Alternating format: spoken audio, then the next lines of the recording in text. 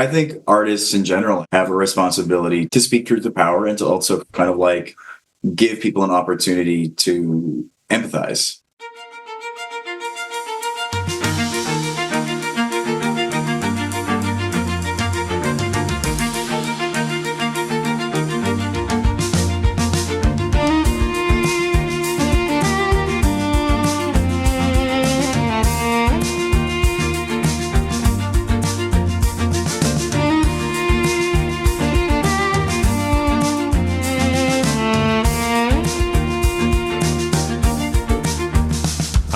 Official. Hi, Caden. Hey. How are you? Good, thank you. How are you? I'm swell. Good. I was just commenting on your tree and how lovely it looks and how jealous I am. Well, it is that time of year, and I will say, Christmas is my favorite holiday. Really? Yeah, for sure.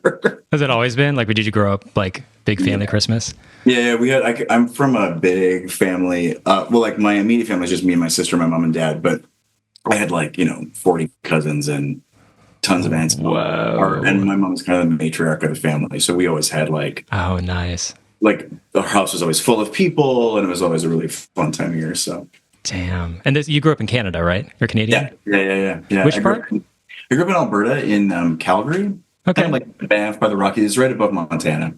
And when did you come to the States? 11 years ago this fall. Wow. Okay, so this is home now. Yeah. I toured with a play the year and a half before that, before we moved, and then so it's more like 12 years that I've been down here, and then we moved to LA 11 years ago. Yeah, because you started out as an actor, right? Yeah. I read you started when you were 8. Yes. Wow. Were you just like a very precocious young dude who's like, I want to act, or were your parents like, get out there? No. I kind of like my family always jokes that they I'm adopted. So I came out of the womb singing and dancing, but they picked me up and I was always just like kind of performing and singing and dancing. And so I don't, wow. They weren't like stage parents, but they were very supportive. So wow. It was kind of the best. They were like never pushed me. But they also were encouraging. So it was good. They were really good. It's like the perfect balance. Yeah. And then I ended up booking roles as a kid in a lot of theater and where I grew up, and like professional stuff. And then so I started really young. I started when I was 8. And you said was it strictly theater? Did you also do film stuff? No, it was mostly just theater. I didn't really move into film until I was an adult. Okay. Yeah. So you continued acting. Are you still an actor? No. Oh, God, okay. No. When did you jump ship? You could maybe, probably maybe 6 years ago. So 6 years ago, I'd say. I just kind of my focus shifted, and then it fell away, and it felt really organic. So I always thought if I'd stopped acting, I'd have some kind of big remorse around it, or big, but then I stopped doing it, and I was like, I'm happy, and I don't ever want to do it again. So it was the right transition. Was this when you transitioned into writing? Yeah. It was kind of around that time. Okay. And now, if you were to introduce yourself, how would you, professionally, what would you say? You say you're a writer? I would say I'm a writer, director, producer. Yeah. Nice. Sweet. So actor is long gone. You're never going back. No, you couldn't pay me to get in front of a camera on stage. No way. I'm sure someone could pay you enough. Sure. And then they would be sadly disappointed that they spent that money. They'd be like, "Can we have our money back?" Wow. Well, and you're also a teacher. Yeah. I teach screenwriting as well. Yeah. Okay. Yeah. Which is really fun. I mean, I feel like I hate saying the word teacher because it feels like kind of the where I teach at the bad pitch. Mm-hmm. I just feel like the word teacher is so it's not a lesson. It's not like it's a classroom. It's more of like a discussion and it's kind of not like a writer's room. We all kind of sit around and I kind of facilitate it and guide the conversation. But I'm not teaching lessons, you know what I mean? Yeah, right. Yeah, because it's not like a formal class with a syllabus and things like that. This is it's a lab, it's a writer's lab. Yeah, exactly. Well, so then, what would you call yourself if not a teacher? I'm always facilitator, moderator, but a lot of people I don't know. Teacher is fine. Teacher. Okay. I was like, I don't know if facilitator's better, maybe. I guess. Well, I don't know. I don't know. I just feel like, what do I know? So being a teacher feels like, what are you talking about? What do you know? Well, we'll find out. Yeah, sure. Well, I hear that you often start your labs with the question, what are you watching? Is that true? So what are you watching? Right now, I'm into Pluribus right now. I don't know if you're watching Pluribus. Yes. I'm really loving that. And that's kind of like and also like, okay, I'm a sucker for the Great British Bake Off. Oh, and so we're right there with you. Yeah, the holiday Great British Bake Off and Pluribus are the things that are like kind of I'm into right now. And then of course, like I'm also watching all the kind of Oscar buzz movies that are, I always try to see all of them. And so a lot of movies, and then that's kind of like that's about it. There's also, though, I will just say I'm really excited because today, I don't know if you've ever seen, it's like a Finnish show. It's either Finnish or Swedish, called Home for Christmas.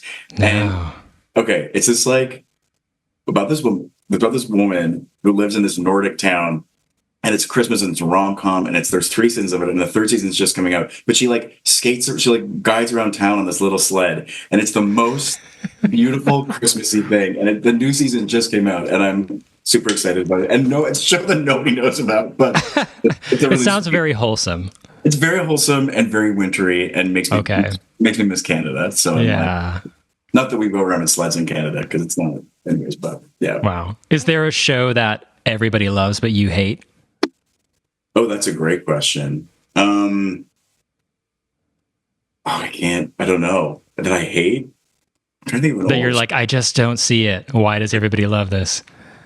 Like Lost. I just feel like I was like, Lost is one of those shows that was super popular, and I was into it for like the beginning, and then I was like, this, like, what's happening? So I would say that's probably the big, like, my big counter opinion about, my hot take is I don't think Lost is great.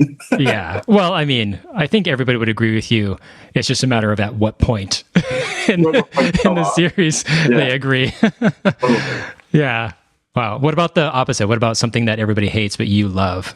Oh, okay. So just because it happens, my whole life is not Christmas, but I will just say, The Family Stone is my favorite Christmas movie. And if you read the reviews for it when it came out, it is like, they're scathing. They're the critics hated that movie so much. And I love it. And I think it's perfect. So. I have not seen is that like a matriarch in that family, right? Yeah. Well, so Sarah Jessica Parker's the lead, and then oh my gosh, she just passed away now. I can't think of her name. Diane Keaton's the mom. Yes, Diane Keaton, right? Diane Keaton has cancer in it, and then she died here. And so Jesus, it's like a beautiful. It's just a super fun. It's great. It's super. She dies of cancer, but it's a really sweet Christmas movie. You'll cry, you'll laugh. Okay. Peak Sarah Jessica Parker when she was like her most powerful and her most box office draw. It's a great time. Nice. Okay, I'll check it out. I definitely heard of it. I've heard positive things about it, so it's actually not that surprising. Yeah. Well, what drew you into writing? I think the funny thing, we were talking about kind of like me growing up being an actor. I think when I was a kid, I was always like trying to get the neighbor kids to put on shows in the backyard, and like writing them and directing them and like designing the costumes. Surprise, I'm gay. Like, how nobody didn't see that coming. Anyway, and so I think it's something I always was drawn to, is kind of being in that creative space. But then I think pursuing acting is a kind of a singular goal, and also in Canada there isn't really, or there wasn't when I was growing up, a hyphenate track. Like you couldn't be a hyphenate, you know what I mean? And there's also not a ton of pathway to like be a writer or be a director, especially in film and TV. Like, it just doesn't, the industry there doesn't support that kind of growth. And it tends to be, a lot of time, and apologies to any Canadians watching this, but it tends to be kind of like older, like there's the same people who get hired all the time. It's not a place that fosters young talent in positions of direction or writing or kind of those power. It's like you kind of have to earn your place. And so my focus was on acting. And so I kind of like let my writing, directing, desire fall away. And then once we got back down to LA and I got writing again, and then I got into Alexa's lab, who I teach with at Bad Pitch, I had some really great traction with the first couple of things I wrote and felt I was like, oh yeah. And then, directed some stuff, directed some shorts and was like, oh yeah. And I think at the end of my time, because I lived in Toronto for a long time too, at the end of time in Toronto, I was also already trying to shift into kind of directing, and sometimes it was working but there was also resistance. And then so coming down here, I feel like, I think the thing about LA that I love so much about it is, to me, it's a real yes town. I don't know. Obviously, sometimes those yeses are no's in disguise. That's a good way to put it. You know what I mean? But I feel like Toronto's a wonderful. I can't believe I'm going to get in so much trouble for this. Toronto's a wonderful town, and it's so great, and the community there is so vibrant and so wonderful. But I did find that a lot of the people in positions of power, the answer was always no. It was just like, no, you can't do this. No, you haven't earned it. No, you're like, no, no, no, no, no.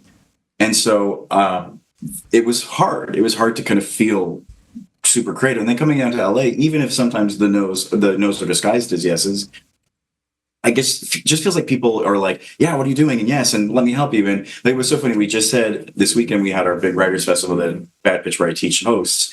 And we had a panelist unfortunately had to back out at the last minute. And so we were emailing everybody, texting everybody, being like, do you know anybody? Do you know anybody? And everybody was like, I don't have anybody, but let me get you this person's phone number. Like friends of friends of friends of friends. And I think that's what's so beautiful about Los Angeles is it's like people, I don't know, there's that energy of like, yeah, let me see if I can help. I can't help you. I know somebody who can. And I find that energy really inspiring. Yeah, that's good to hear. Because there's a lot of people who are very jaded about LA, Yeah. I think it's like, I always say, if anybody's asking me about it, is like, I think LA is exactly the cliche that everybody says it is. And also, if you look underneath it, it's a group of people who are all a big group of people who are trying to work and make work and support each other. And so it's like those two truths exist at the same time. Mm-hmm. I think there is the jaded, hardened, sleazy, shitty part of it, and then also there's the supportive, collaborative, fun-hearted group of people too. Yeah, that's good to hear. That's been my experience as well. I've been here for 20 years, so yeah, it's good to hear that. Yeah. How long have you been in LA? I moved here in 2001. Oh, so you've been here for a long time. A long time. I say this is, for brevity's sake, I usually just say I'm from LA or like this is my home, because I moved around a lot and I've been here long enough to claim it, I feel. So, yeah. But yeah. I feel like LA is, it hasn't felt like super like home. I've heard a lot of people say like it takes a long time for LA to feel like home, but I will say when the fires happened last year, I was like, oh, fuck. This is it. Not that it was the first time I really felt like LA was home, but it was a really illuminating to like how much I love this place and how I'm like, oh, this really does feel like a community. And anyway, that kind of that for the first time really made me be like, oh yeah, no, I'm this is home. I feel like this is the place I'm meant to be. Did the fires affect you professionally? No. We just had friends. We had friends. We had a couple.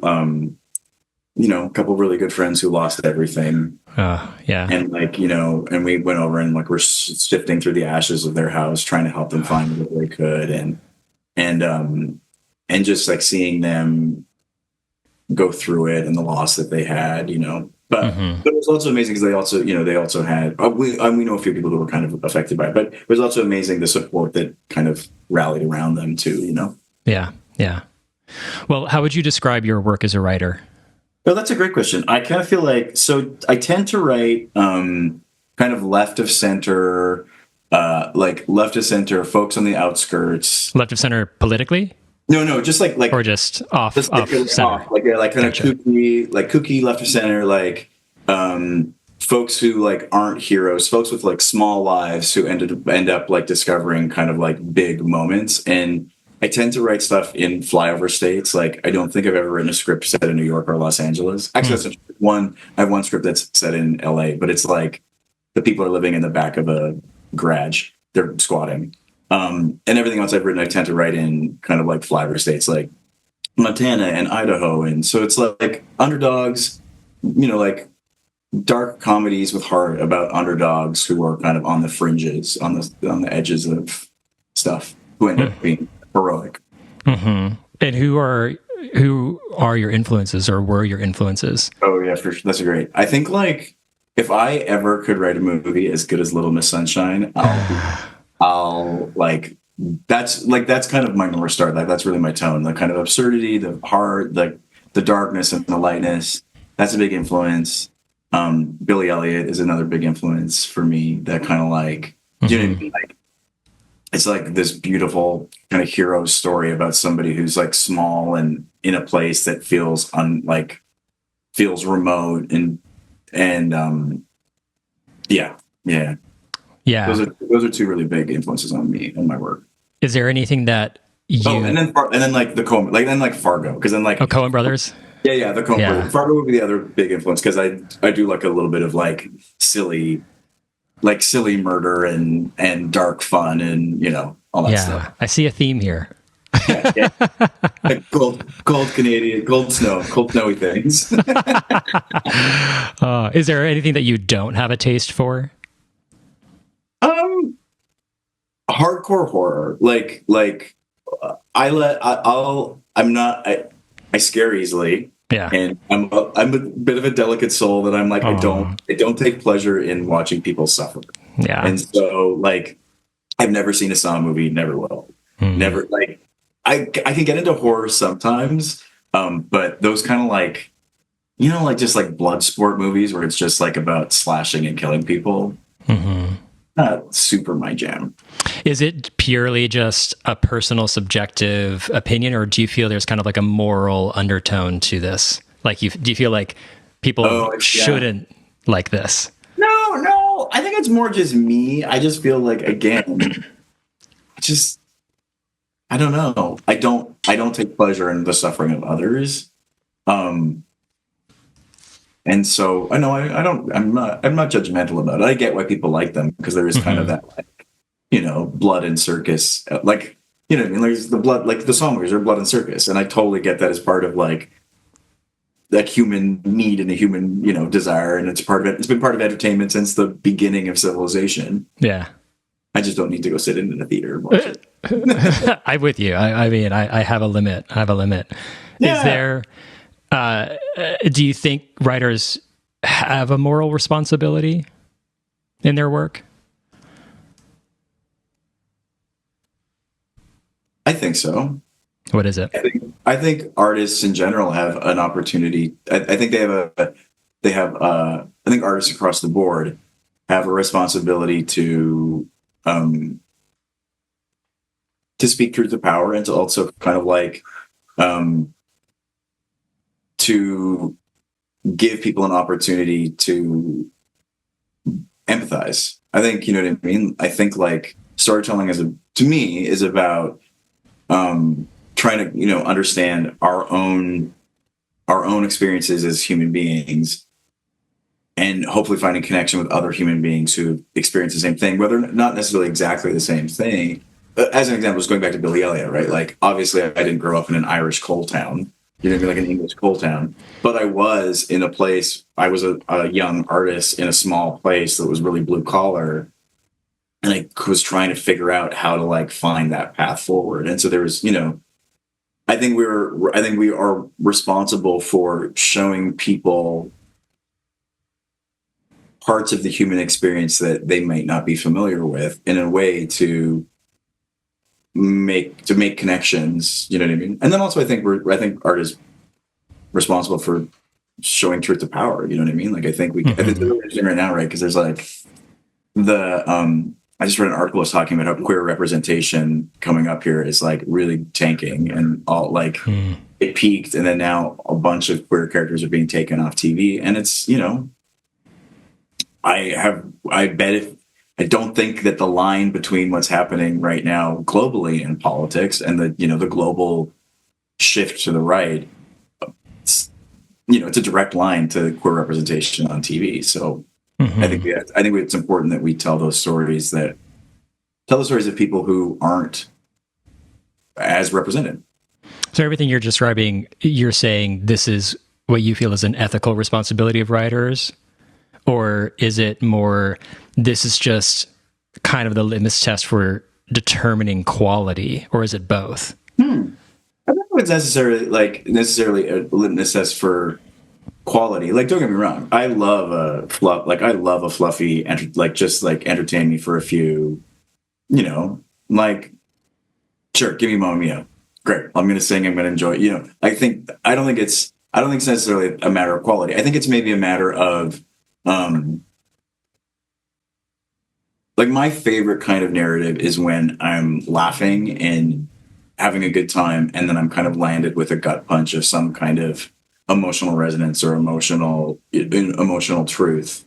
So I don't think it's morally imperative, but I do think that it's like, I admire it. Maybe that's it. You know what I mean? Like, I think there's space for everything. There's space for Saw. You want to chop some bodies up and roll around in the blood? Sure, why not? That's great. Yeah. But I think the stuff I'm drawn to the most is probably has a little bit more of a human, a desire for human connection. Yeah. Is writing hard? Oh my God. Am I allowed to swear on this? It's the fucking hardest thing. Really? So hard. Oh yeah. Why is it hard?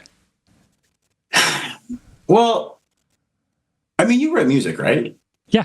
Yeah. Okay. So you know that, like, in the hierarchy of filmmaking, we'll say, the actor gets to be like, well, I don't know, the director did that. And the director gets to be like, well, I don't know, the producer did that. And the producer be like, well, I don't know, the writer did that. And then the writer passing the buck. Yeah. The writer's like, oh, it was just me. I birthed this thing out of nothing. The writers are the only people in the process who really create something out of nothing, unless they're doing adaptation. If you're adapting a novel, but then that novel got written and that came out of nowhere. You know what I mean? And so it's like a director is using the screenplay as a basis to build off the wonderful thing that they're going to create visually, but they still have the script. You know what I mean? Mm-hmm. And so it's like you are the person who is birthing something for the first time that's never existed before. And I think that's really hard. It's also like,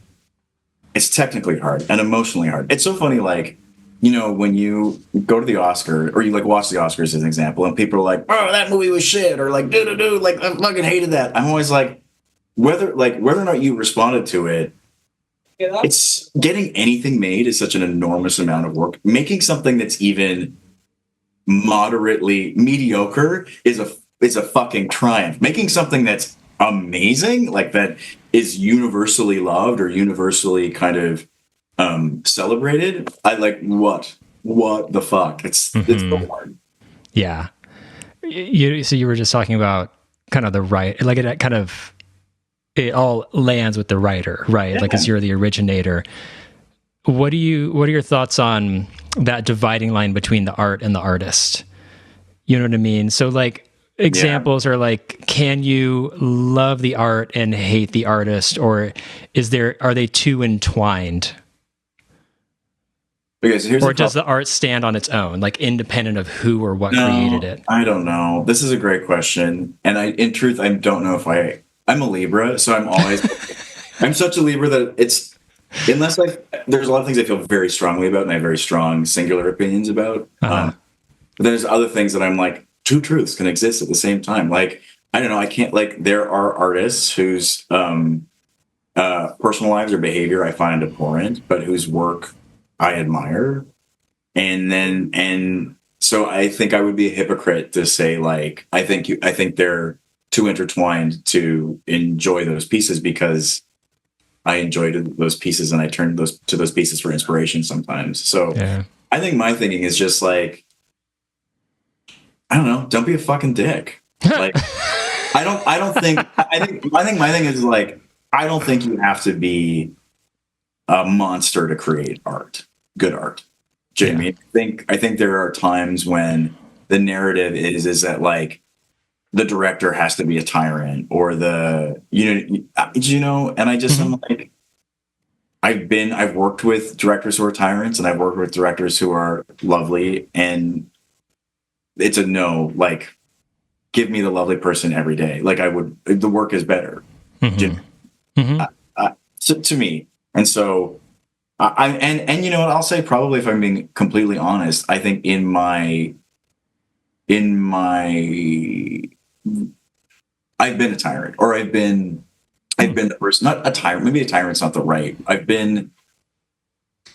I've yelled, I've been unpleasant, you know, in previous, like, before. And I think to myself, I was like, I don't like, it's not, to me, it's not worth it. Do you know what I mean? I walked away being like, ooh, I didn't like that version of myself, and I don't want to feel like that again. So there has to be a way to do this without me feeling that way, making other people feel that way.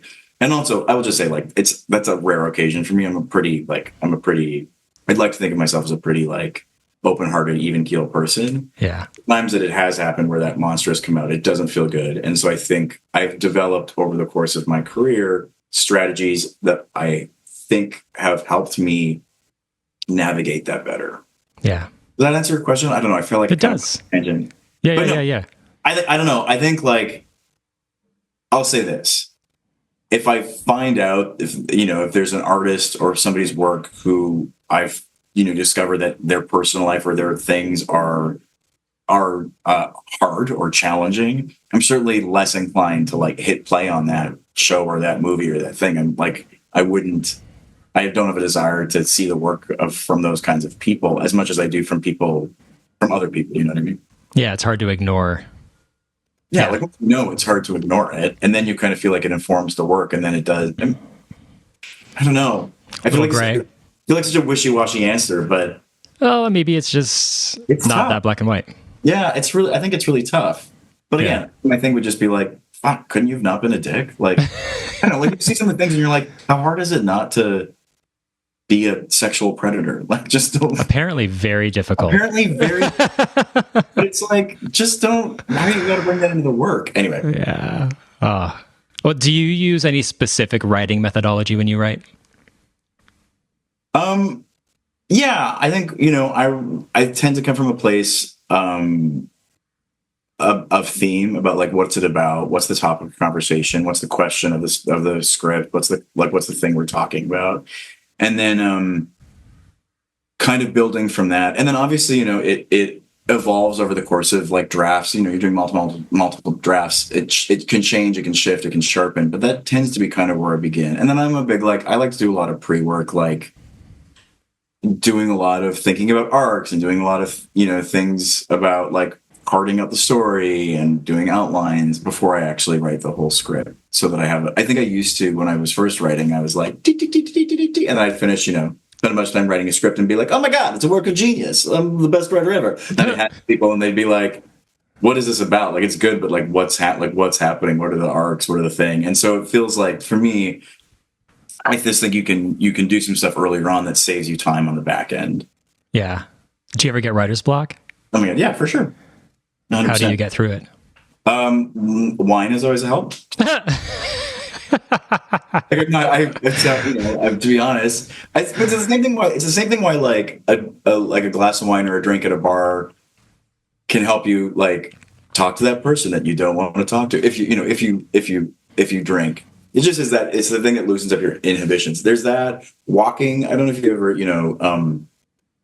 there is scientific evidence that walking is a creative act. And so if I ever get stuck, often I'll grab my dog and go for a walk and just talk to myself while I'm walking and kind of, like, actively think about the problem that I'm having, or inactively, or just kind of, like, take a break. And inevitably that can help break through things. I also, when I'm writing, I keep a stack of loose leaf paper or, like, scrap paper just by my computer.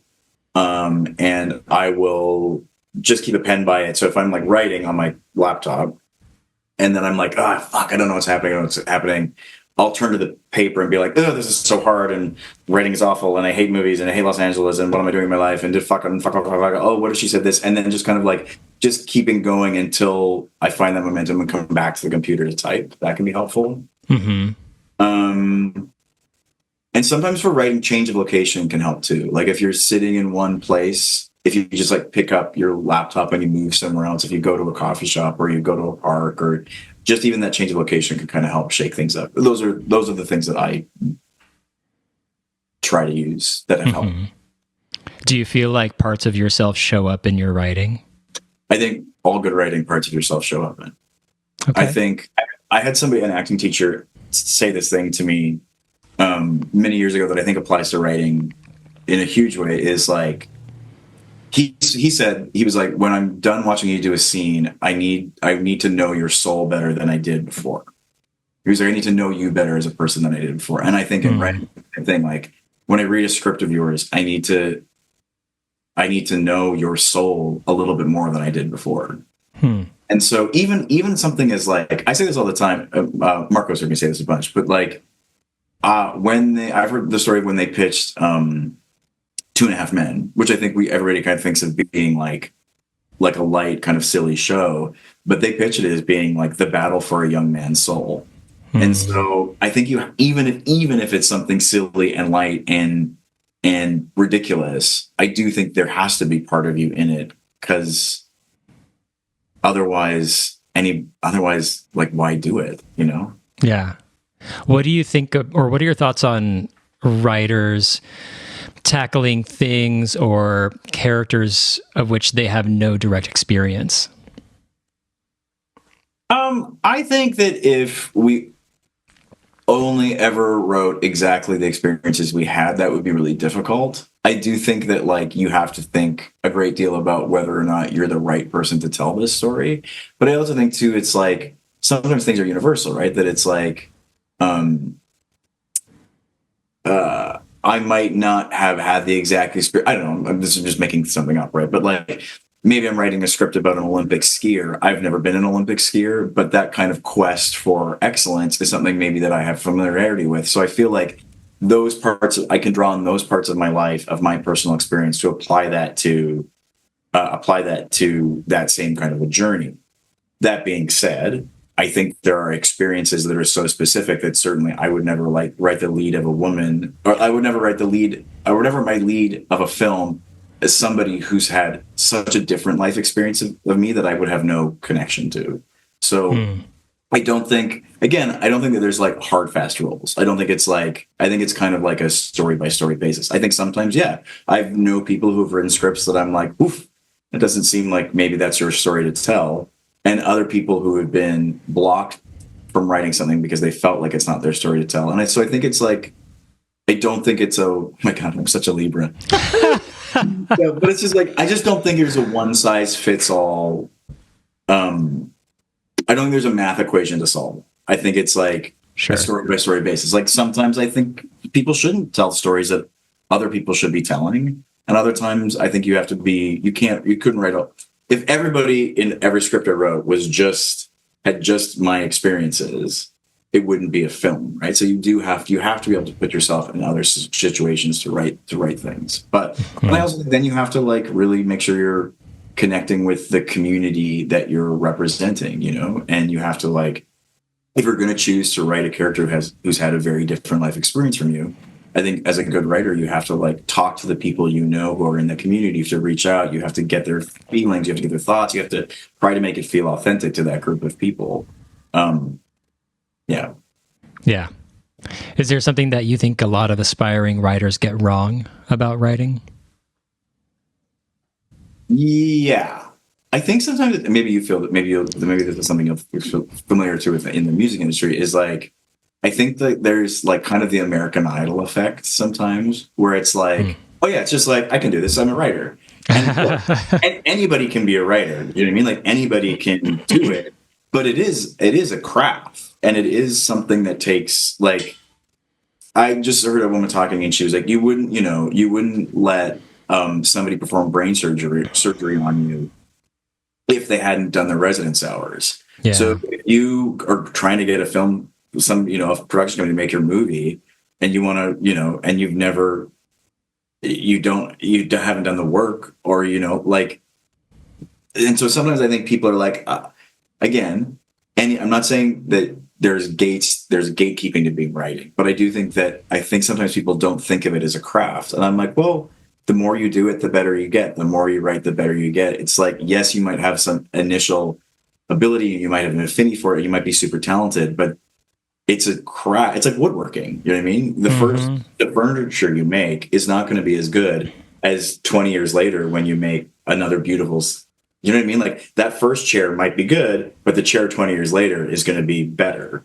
And I think that just like understanding that it's a craft, that it takes practice and work is, I don't know, 'cause sometimes I feel too like with singing and, you know, people are like, I'm a singer. And you're like, well, yeah, but other people have spent decades and years of putting in the work in. And I think that that work shows, and not everybody, not that you can't just go up and sing, and everybody should get up and sing, and it's fantastic. But I think you also have to, you know, respect the craft of it. Yeah, it's interesting you mentioned gatekeeping. My friend and I, he's a poet, and we had talked a lot about the world of poetry, and how it's saturated with a lot of bad poetry. And we were thinking like it's because there are some crafts or fields that there's kind of an inherent gatekeeping just by nature of what it is that you're doing. Like sports is an example, even playing an instrument as an example. It's like you can't just sit down at a piano and just start making music, but anyone can sit down at a computer and just start typing words, right? Totally. So it does create this illusion that there is no gate for entry in terms of skill level. Whereas like these other art forms or, you know, skill sets kind of maintain a true meritocracy of sorts. Do you feel like writing is similar in some way? Yeah, 100%. I think that like, I don't necessarily think that the industry is a meritocracy. I don't like, but I do think that good scripts get made. You know what I mean? And I think that like, that yes, absolutely. I think sometimes people sit down and they write and they're like, boom, and you're like, cool, that's great, 100%. But also like the work shows and it gets better. And look, there's no rule. There are lots of people who write their first screenplay and then it's gone on to win an Oscar or whatever. Like I'm not saying it doesn't happen. I just think that like, you know, it's a craft and it deserves to be given the respect that it deserves, I guess. I don't know. Yeah, that makes sense. Well, let's talk about bad pitch. So tell me, what is it? I know what it is, but other people don't know. Bad pitch is one of the places where I teach / facilitate writers' labs. So Alexa Alamani, who was an actor and then also she's a fantastic writer. Many years ago, she started a class for writing for actors. And then she ended up starting her own kind of studio, which was called Bad Pitch. And so it's a place where we have ongoing labs. It's kind of like the gym where like you come in every week, you can bring in work. We read it out loud, or if it's not like it's like pages of a script, it might be an outline. It might be just an idea. You might come in and you might just be like, oh, I'm a little bit stuck on this. And, you know, the group, we sit around a table, kind of like, just like, you know, like a writer's room, a writer's lab, we talk it out. And then we help to, you know, every week kind of push the ball forward a little bit. Writing is, you know, can be very singular and very lonely. And sometimes you feel like it can be lost. And so it's a great opportunity to talk stuff out, to test stuff out, to work through things in a community. And so then since Alexa started that, she had a few labs. And then as the community grew, she asked me to take on a few labs. And so now we have a total of 9 weekly labs. She teaches 4, I teach 5. We meet every week. We try to keep the cost really low, like a gym membership, so that it's $100 a month. And so if you miss a lab, you're not out an enormous amount of money. Everybody's lives are busy. Everybody's lives, you know, everybody's doing them all, you know, Los Angeles, as you are doing, you know, everybody's doing a million things. And so you can't, if it was too much money, you would feel like you could never miss. And this is kind of more like the gym, where it's like you come as much as you can and as much as you want. And you use it to get as far as you can and as far as you want to go. Yeah. Can anyone join, even if they're complete beginners? Yeah, 100%.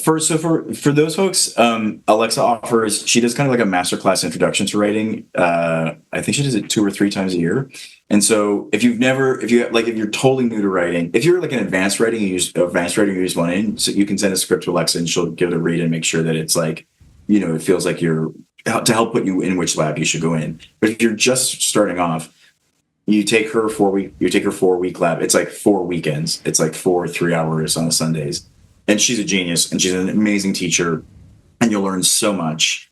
And then if you want to keep going, then you join one of the ongoing labs and you kind of like join one of my labs. And then eventually sometimes you can, you move up to Alexa's labs later on. So that's how it works. So yeah, it's totally open to anybody, but it is kind of like you do the intro class first. And you have Zoom classes too, right? Zoom labs? Yeah. So you can join from anywhere? You can join from anywhere. We have folks who are we have quite a large contingency in New York. We've got folks in India, we've got folks in Toronto, we've got folks in upstate Washington. No, not upstate Washington, Washington State, sorry. So yeah, we got folks all over. Is there a specific mistake that you see a lot of your lab members cling to the longest? Oh my God! Now I feel like you're making me spill tea outside. Hey, it's gonna help them if they're watching. I think the thing that that's a great question. I think maybe there's two things. One is kind of like if you're joining lab, you'll hear me say more than anything. So what is it about? Like, what is it about? And I think sometimes people don't know what they're circling the conversation or it's about something, but they maybe haven't quite put their finger on it. And it's sometimes just easier if you can name what it's about. You know what I mean? I want it to be about this. It's like, this is the conversation I want to have. And so that can sometimes take people a little while. And then I think sometimes the other thing would be the elegance of simplicity. Like, I think all artists that, right? Like, some things seem really complicated, but when you boil them down, it's a simple concept. And so it's like, I think simplicity sometimes takes people a while to understand that like a simple, clean story can be incredibly impactful, as opposed to there's so much going on that it's not as impactful. Which is not to say that it can't be complex storytelling. This is what I'm always like. It can't be complicated. It can be complex, but it can't be complicated. Well, let's tie that into your recent film. Mother, Father, Sister, Brother, Frank, right? Yeah. Woohoo! So what's it about? What's the conversation of that film? The conversation, what it's about is it's a family and they're having Sunday dinner, and it's very clear they're all kind of holding secrets. And then their asshole Uncle Frank shows up, and they all... and turns out he's like blackmailing the mom and dad, and then they kill him, and it happens really early on in the movie. And then they quickly realize that like they are the absolute last people on the planet who should commit murder because they're inept, and then they struggle dealing with how to kind of get rid of the body and how to get away with it. And while they're doing all that, all their kind of family secrets come out. But in that kind of release of their secrets, they end up being like a happier, more cohesive, more like loving family at the end. So they bond over this like brutal, heinous, bloody act. For me, it's about the idea that, I think when I was growing up, I was, really fearful of telling my family that I was gay. And my family's like, super supportive and wonderful people, but it was kind of like a narrative that I was telling myself. I did grow up in like a super conservative part of Canada, in kind of like the Texas of Canada. And so, but it was kind of a narrative that I was telling myself. And so there was this kind of chasm in the relationship. And I think it happens in marriages. I think it happens in friendships. It's like, when we're not kind of like facing the truth, and we're not facing things together, these kind of chasms can open up. And so ultimately that's what the movie is about. It's kind of about like killing, like the only way to kill your Franks, for example, Frank, is with the help of the people that love you. And so you have to do the bold, vulnerable thing, which is like tell the truth and open up and expose the things that you're worried about, and so that you can solve the problem and get rid of the body. That's the metaphor. You're advocating group murder. Yeah, right? yeah, totally. Nothing brings a family together like a murder. Don't do it by yourself. That's the key. You can't do it by yourself. You got to do it together. Wow. So you wrote the movie, but you also decided to direct it. So why did you decide to direct it? Because I think actually like writing / directing is kind of like is where I'm the happiest. I wrote this movie specifically to be the first feature that I could direct. I wrote it small cast, one location, in the smaller budget, in the hopes that somebody would give me an opportunity to be like, I've directed shorts before, but never feature, and I was hoping that somebody would be like, yeah, I think you can handle this. And luckily enough, that came to fruition. And so I wrote it very specifically to direct it. I think the same thing. Like, I think ultimately, like going back to getting all the kids on the patio to do shows, I always really wanted to be a director. I think I don't know if I ever kind of made enough space for that dream. You know what I mean? Like, it feels like such a weird, kind of crazy big dream. But yeah, so that's kind of the path that I'm on now, is writing and directing. Did that film come out exactly as you had hoped? I don't think any movie does. No, anything I've ever directed, any of the plays I've directed, or any, no, I think there's a great, God, what is the name of the book? Shit. There's a great quote about, like, if you get 60% of what's in your head, either on stage or on screen, triumph. And so I would say that for me, the movie's a triumph for that, because like 60% of it is what I wanted. And the other percentages are things that, I could, if we sat down and watched it, I could tell you a million things that I would change, a million things I would do differently. But overall, I'm really proud of it. Yeah. Is there anything that you would do differently if you could go back? Yeah, there's some small things. No, I mean, there's some big things and some small things. I think I would, there's a couple times that being a director is just managing disappointment, your own disappointment, people around you. Everybody's like trying to bring ideas, and they're like, "Oh, I did this," and you're basically being like, "No, we can't do that," or "Yes, we can't do that," or "There's not enough time," or "There's not enough money." So it's, and you have to pick your battles. And on this movie, and I won't get into the details of which battle, but there's a few battles that on the day I was like, God, that's going to bother me in the edit, and then sure enough, 3 months later, it really bothers me, and it still does. So there are some things that I maybe wish I had not put my foot down, but I pushed a little harder to get exactly how I wanted. Mm-hmm.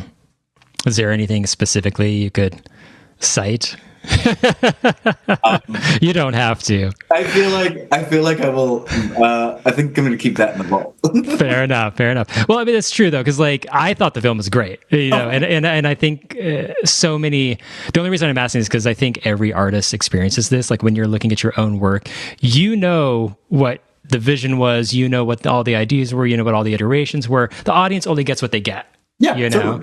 So I think it's just kind of normalizing that we all are our own worst critic, and the audience doesn't know what they didn't get, and they're often plenty pleased with what they did. Yeah, they don't know what could have been. Only you know what could have been, and that's actually a great lesson. Is like when you're on the other side of it, you're like, oh my God, but this could have been this, and everyone's like, I didn't even what? Huh? Yeah, they don't need that. Like, I will say this, I was so stressed because we shot the house. It's a set, so the exterior is an actual house, but the interior, it was built on a set. Okay, and there were I worried a lot about the people feeling like it was a set, people feeling like it was fake, people feeling like the internet. And then it was funny, like not once has anybody ever said it looked like a set, and in fact, most people are deeply surprised that it was a set, and that kept me up many, many, many nights. And there's shots, and there's some like framing, and there's some choices that I regret because I was like, oh my God, it just looks so much like a set. People are going to be like, this movie's such crap. But in all, I mean, nobody's ever said it to my face. But everybody who I've talked to has been like, oh my God, that was a set. I didn't know. So I had no idea. Yeah, there you go. So that's one thing that's like on the other side. Like, nobody knows like what could have been.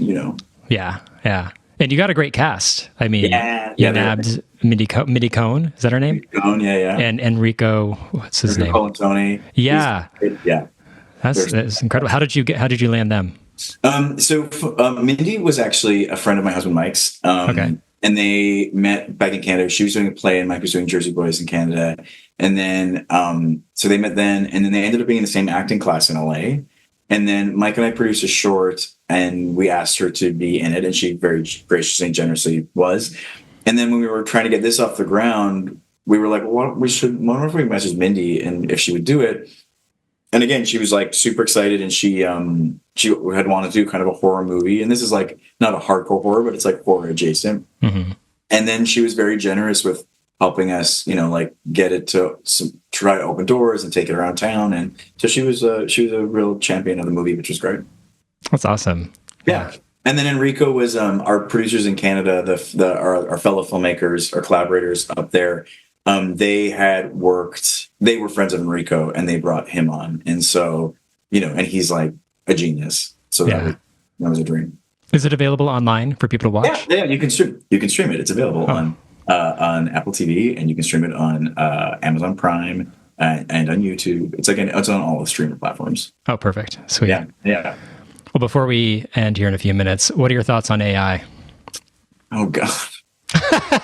Just throwing a big one at you there. My thoughts on AI are, I'm going to move to the woods and make jam. And best of luck, everybody. Have fun. Are you really worried about it? I don't know. You hear the stories about the people who are like convinced by AI that they're in love and they're jumping off buildings. And I think that I'm concerned with it as a human being and concerned with it as an artist. I think the less connected we are as people, the less, I don't know. I just think I'm worried for that trouble. And there's a thing about the necklace you wear on your neck, and then you talk. Oh, that is. And that shit just the friend. Yeah, I'm like, please, just what dystopian hellscape are we headed to? And then I think as artists, well, here's the thing about, I guess that okay, but go work on global warming, AI. Go work on feeding people. Go work on figuring out traffic. There's a million places you would be so helpful in. Mm-hmm. Art is not one of them. Yeah. I'm not interested in it. And I think probably my thinking is that in the future, there'll be some movies that are completely AI, and there will be a market for that. And then there will be other movies that are handcrafted by artists, and people will want to see those as well. And they'll be and for me, I will have no interest in the AI movies, and I will want to go see people, because I just feel like there is no replacement for the human experience. And also, it's just like a bunch of just ripping a bunch of other artists off, which I think is kind of go fuck yourself. Yeah. Wow. It's helpful if you I don't know, I do a lot of graphic design work too. And so there's a lot of AI tools that are really helpful in picking things and bringing things together. But as far as the generation of idea, the generation of storytelling, I have no. Yeah. Well, what are you working on now? We're kind of getting my next film off the ground. It's called The King and Eileen. And so we're kind of putting that together. And then I'm also just wrapping up a new script, which is a kind of an action comedy that I'm going to do a polish on while I drink some eggnog and hot cocoa over the holidays. That's sweet. Well, where can people find you and your work online, and Bad Pitch, and anything else? You can go to Instagram. I'm not on there much, but it's at Caden Douglas 82. Bad Pitch is at Bad Pitch Writers Lab. The movie, as I said, is on Amazon Prime and Apple and YouTube, and it's Mother, Father, Sister, Brother, Frank. I think that's kind of the places to go. And then just one last word for any aspiring writers out there. What would you want to leave them with? I would just be do it.